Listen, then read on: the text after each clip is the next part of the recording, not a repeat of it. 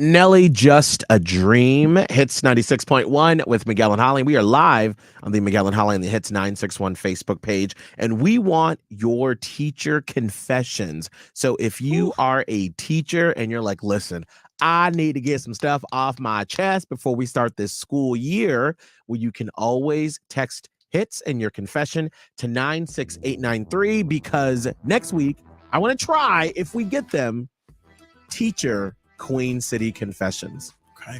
All right, here's the first one for today about the ick factor and would this affect you in your relationship? I really want to stop my husband from calling his mom mommy.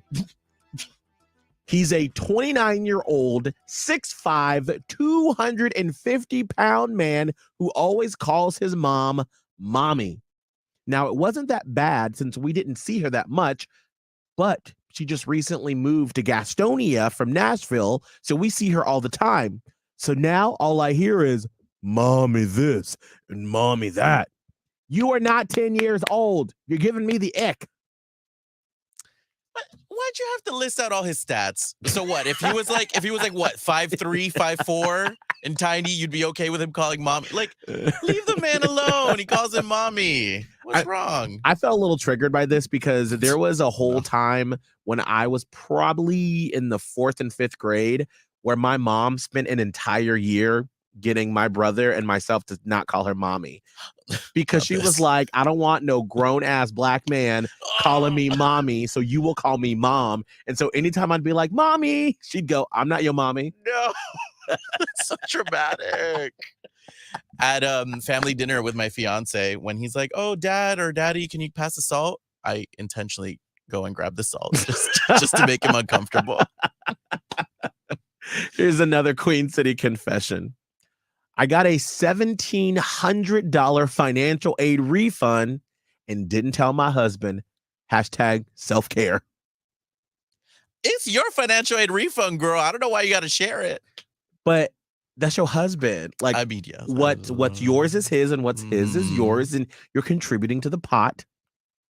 I'm wondering, how much money have you hidden from your boo thing? Like, if you came into a lot of money, how much did you get and why didn't you tell your boo thing? Like, are they really bad with money or are they in a lot of debt? And you're like, they're not getting any part of this. Text to hits and how much and why to 96893.